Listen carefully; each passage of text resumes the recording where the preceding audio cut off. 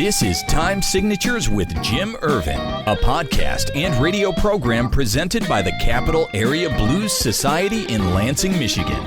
Driving up and down these Michigan roads, yeah. And now, here he is, your host, Jim Ervin. Baby, I'm home. Well, hello there, and thank you, Parker. I'm Jim Ervin, and this is Time Signatures. On July 14th, 1927, in the city of Kalamazoo, a shiny new venue opened its doors to the public for the first time. The stately Spanish-style movie palace was built by the W.S. Butterfield Company and designed by architect John Eberson. The State Theater, which was owned by Butterfield Theaters and is located at 404 Burdick Street, a grand old room indeed, originally hosted live vaudeville shows and silent films. And over its storied history, it has hosted a wide variety of various other performances in its nearly 58-year run. Facing foreclosure in 1982, the state was purchased by the Hinman Company in 1985, leading to preservation and restoration efforts and nearly another 40 years of hosting all manner of entertainment. Sadly, the Hinman Company made the difficult decision to close the doors, hoping to find a new owner or owners to pick up where they left off and carry this beautiful theater into the future. And on November 12th, 2024, the State Theater went dark. Now, I vividly recall that day because I had just seen Buddy Guy there during his Damn Right Farewell Tour in August, and we had just purchased tickets to see Joanne Shaw Taylor the following spring, and then the news broke. Well, I'm incredibly pleased to share some great news with you all. The Kalamazoo State Theater has been purchased, and once again, it has a new lease on life. And here to talk about all the good news is the theater's new owners, Dan and Holly Carmichael of Lead Balloon Productions. Dan and Holly, welcome to Time Signatures, and may I say a hearty thank you right at the outset. It's our privilege, really. Absolutely. I mean, long live the state. We, like you, were saddened when we saw that it was being closed, and just incredibly lucky that we were in a position that we could do something about it. And we are just thrilled at the opportunity. Indeed. It's our favorite place to be on this planet. And yeah, we're so lucky and thankful for the opportunity. You know, as I was sitting here preparing for this interview, a memory popped into my head that I had forgotten. About 12 years ago or so, I was doing photography for the for the NPC Michigan, which is a bodybuilding organization, and they had a bodybuilding show there, and that was the very first venue that I ever shot a bodybuilding show at. And it was, I thought, wow, this is really kind of cool, you know. But Can host any act. I mean, it's got the range. It's versatile. It's versatile. Indeed. Now, Dan and Holly, as I'm sure you can imagine, people all across central lower Michigan and beyond, frankly, are celebrating this news, okay? But I need to start with a little bit of background, if I may, because that's what I do. How did the two of you become so interested in purchasing the State Theater? Well, it was just a blessed mix of opportunity and timing. We weren't in the market for a venue. That was not really on our radar. Like you and everybody else, we saw that the state had closed its doors. We were, saddened by that. And Yeah. it was a very special place to us. I mean, we had one of our first dates there. So we just happened to be in a position. We talked, to each other about it and said, we could do something. We could do something about this.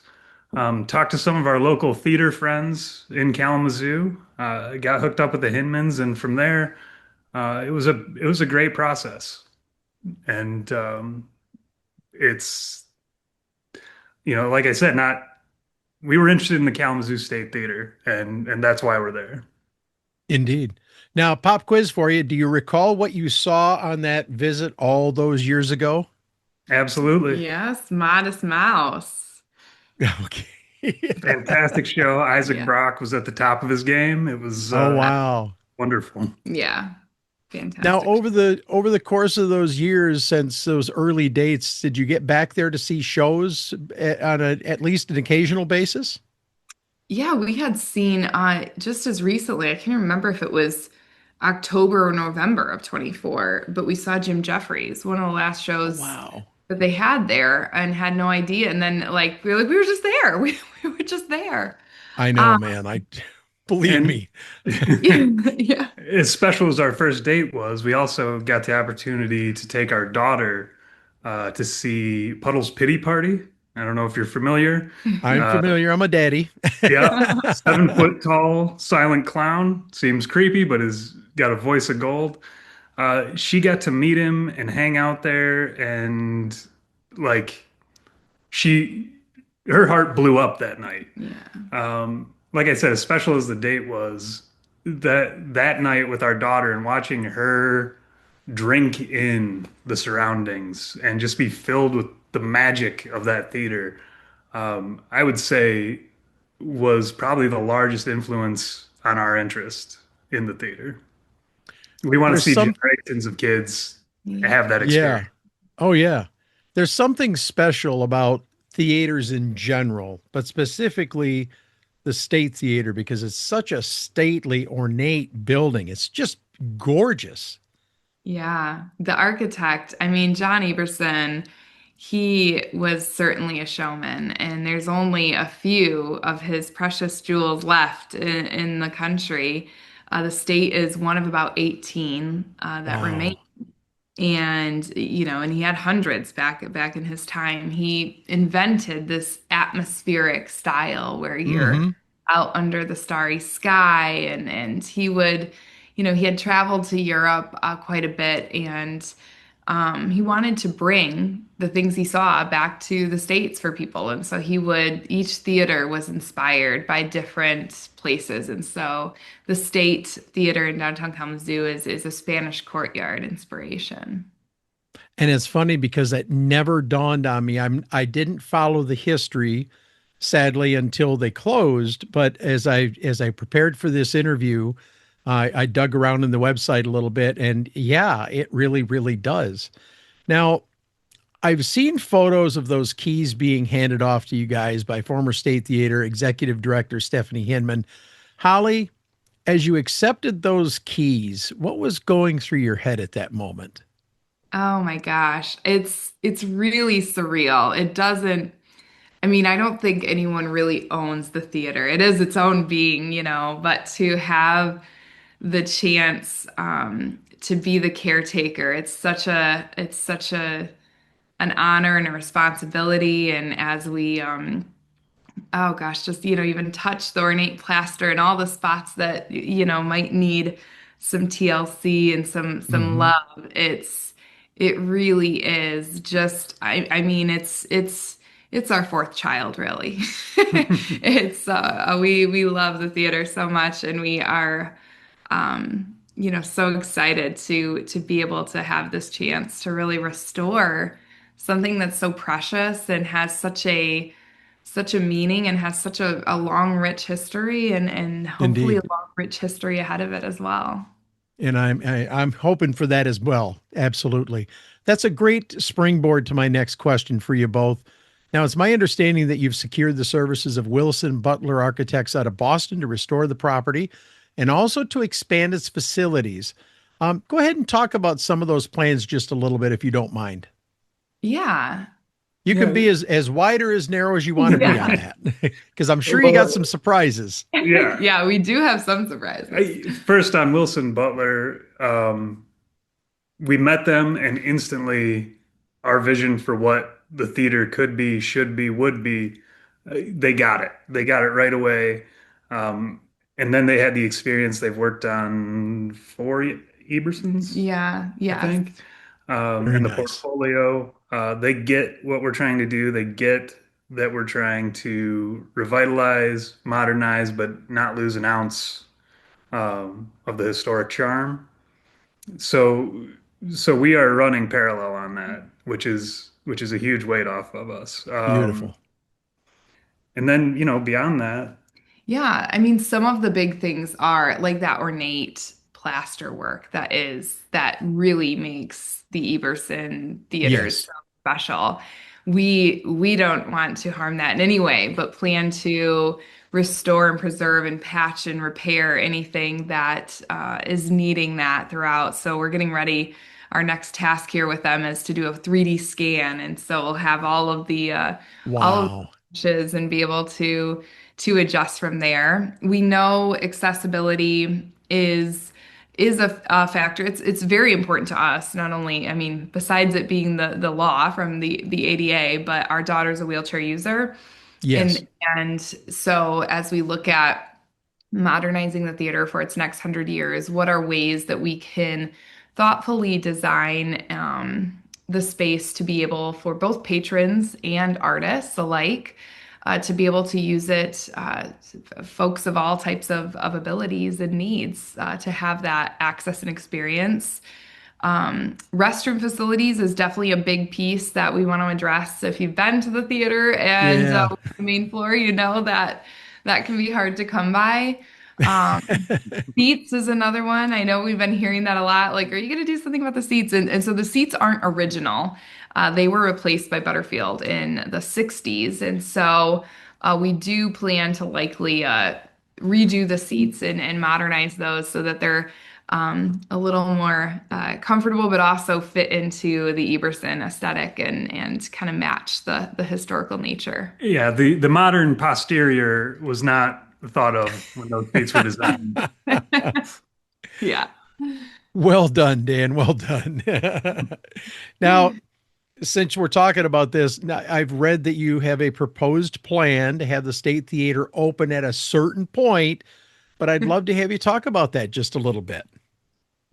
Yeah, I mean, our original wild dream was, of course, to have a large grand opening for the 100th birthday. We're not sure, there's so much amorphous yet that we don't know if Sure. we can get there. We will celebrate the 100th birthday Yeah. one way or another. But for full open, we are going to swear by it'll be ready when it's ready, and we promise that. Yeah. And once we know a date, we will be putting it out there and Yeah. shouting it from the rooftops. But we want to just really be solid, and we're quite in the infancy of planning stages. And so, there's a lot that can shuffle and change. And as we've been learning this industry a bit, one of the tricks of the trade is like you know your open date, and then you tell your construction people it's about 2 or 3 months earlier than when so then because they're going to delay it, so that you kind of have to plan for that, and we don't want to have a false start for sure. So we want to open it as quickly as we can, but we want to make sure that we get these things done right, so that when she reopens, she's ready for her next 100. Indeed. So let's look ahead to the point in that not so distant future when the theater is once again open for business. Any kind of plans for various types of performances, people that we're likely to see there? Have you got some ideas you're willing to throw out? Oh gosh, we've got a laundry list of people, yeah. and I've mostly been asking. Usually, when someone asks us that question, we say, "Well, who do you want to see? So who do you want to see there?" We want to Well, know what people well, want. let me just say, as a member of several blues related organizations personally, and also as host of this blues program, I can't tell you how much it would mean to me to be able to get to come to Kalamazoo and see a great show like Michigan's Larry McRae or Thornetta Davis, Danielle Nicole, Greg Nagy, Chicago's Billy Branch, or any of another of the myriad performers out there today. So yeah, take your pick. Yeah. I know it's going to be multiple genre, which is totally Mhm. fine. Might even get me to come out to see something other than blues. That's all right. But we're definitely interested in seeing some, because I know when I came out there for Buddy, the place was just about packed, and that beautiful theater was such a gorgeous place to be for that concert, and the audio qualities, the sonic uh, abilities of that building just were incredible. I Yeah. can't say enough about it. Yeah, the acoustic is, I mean, that Eberson was so, I mean, he was so clever in how he did that and wanted the theater Yeah, to really be part of the experience, right? You can sit anywhere and see a show, but you are sitting, the theater itself is part of the experience, part of the magic, it's part of the show, and it's something different to go see a show at the State than anywhere else. But I will bite on your question and give you one. It's a dream, it's a long shot. If he went on one final tour, if we could have Tom Waits grace our stage, it would be oh my wow. dream come true. That's a And goal worth having, my friend. yes, yes, I think so. And while not strictly blues, of course, plenty Well, of blues sure. coming to Tom Waits. Yeah. Sure. Now, Dan, I see that you have ties to Lansing via the now Dark Connections Comedy Club, which I'm bummed about that too, because I used to love going to Connections once in a while. So, is it possible, given your background, we could also see some great comedy shows on the slate in the future? Oh, you better believe it. There's going to be comedy. There's so much quality out there in comedy. There's so many road dogs, as they're affectionately known, who don't have the TikTok presence or the social media presence Right. that I'm really excited about getting out there. There's there are it's the perfect venue for comedy. One of our big goals is we want specials to be shot there. We have a Mhm. fantastic Oh comedy man. audience in Kalamazoo. Um, Yeah. it's already been, used for specials, comedy specials in the past. I believe uh, Tim Tim Allen, Allen, yeah, Ron White. Jay Leno did a special there. So Oh um, wow. we want it to be an artist venue. We want artists to want to be there, and I think they will when we're all said and done. You know, I'm just sitting here thinking about all of the big names that have graced the stage there. There's got to be ghosts in that building, that grace that stage area, and um, it's amazing to me, and I can only imagine how much fun you guys are having doing this. Now, as this restoration takes place, is it safe to assume that you're going to be posting updates on the Facebook page and on the website?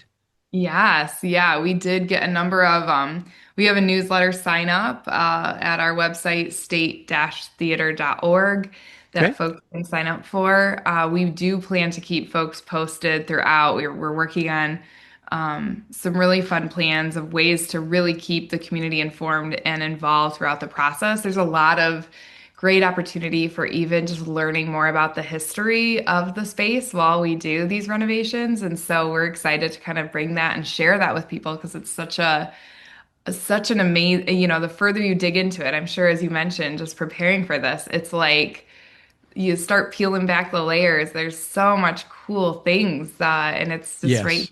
downtown Kalamazoo. Yes. It's wonderful. I cannot wait.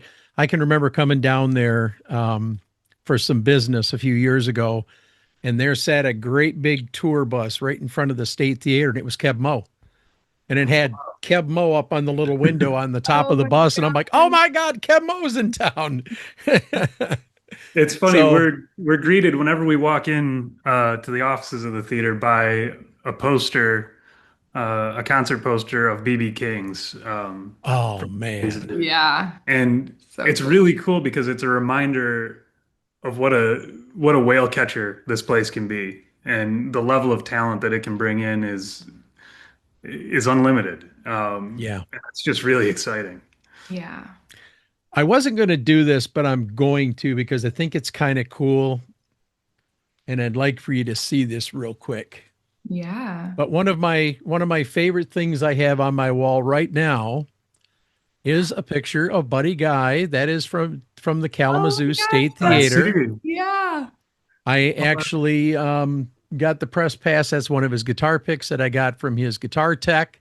And Oh, it is such an honor to have that hanging in my studio. But I am going to donate a copy of these photos to you that Oh, you can oh, thank use you. as you wish. I told Mary that I was going to do that when I spoke with her. And I would be honored at any point to come down and shoot shows, especially blues events.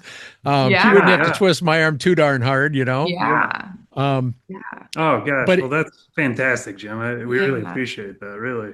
Awesome. and I'll make sure you guys get a copy of this one to hang in your office as well if you'd like. Yeah. It's beautiful. Yeah. Absolutely. Yeah. So it I- was such an honor to be there to shoot that show. Just because of who he is, he's Yeah. on par with BB. Yeah. Absolutely. Yeah. Well, let's get some valuable information out there for those who will be watching for news of your grand reopening. Where could folks go to learn more about you two, maybe Lead Balloon Productions, and all things State Theater? Yeah, we have our website, state-theater.org. There is a newsletter sign up. You can also check us out on Facebook. I believe it's under Kalamazoo State Theater. You'll definitely find it, though. It's hard to miss the State Theater. We also have our Lead Balloon Productions website up and going, gives a little bit of our background and bio. And yeah, we will, and keep a lookout because we'll keep posting updates for folks. Very good.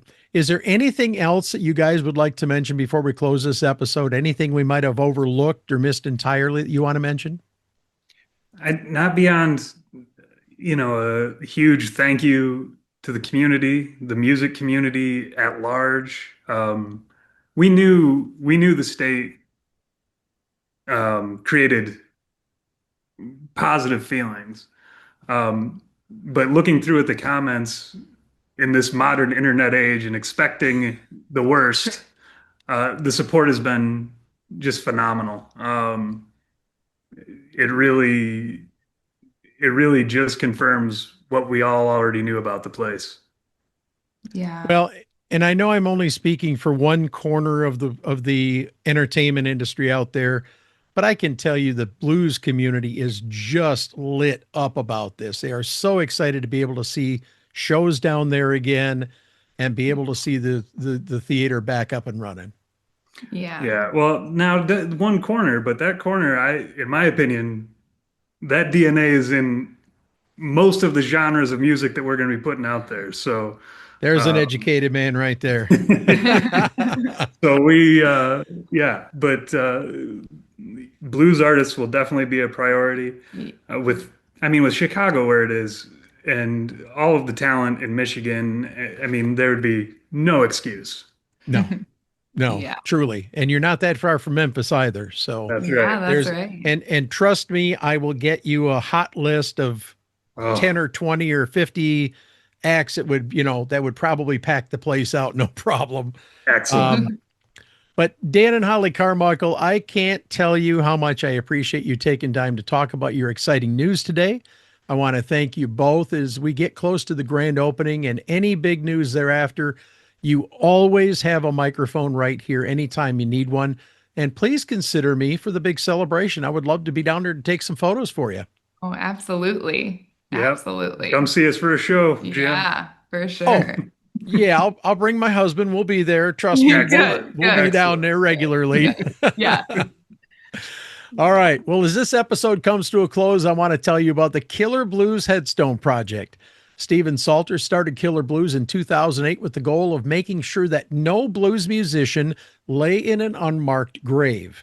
To date, Killer Blues Headstone Project has placed nearly 200 headstones in close to 20 states, but there's a lot more work to do. In fact, Stephen already has a list of around 25 more headstones ready to go and in need of funding and placement, and he needs your help to get it done. So whether it's $5, $50, $500 or more, every dollar raised goes to this worthwhile project. Please consider making a tax-deductible donation today at killerblues.net and look for the donation link at the bottom of the page. And as always, thank you so much for your consideration. And that wraps up this edition of Time Signatures. Once again, my thanks to Dan and Holly Carmichael, but also to you, for without you, none of this would be possible. Jim Ervin reminding you, keeping the blues alive is everyone's responsibility, but preserving the history of the blues, one story at a time, remains my mission. Until next time, so long, everybody. This has been Time Signatures with Jim Ervin, presented by the Capital Area Blues Society in Lansing, Michigan. For more information on cabs, visit capitalareablues.org. You can find this episode and past episodes at lccconnect.org. The Time Signatures theme song, Michigan Roads, is used by permission and was written by Root Doctor, featuring Freddie Cunningham. You know I'm trying, baby, driving up and down these Michigan roads, yeah. Until next time, keep on keeping the blues alive.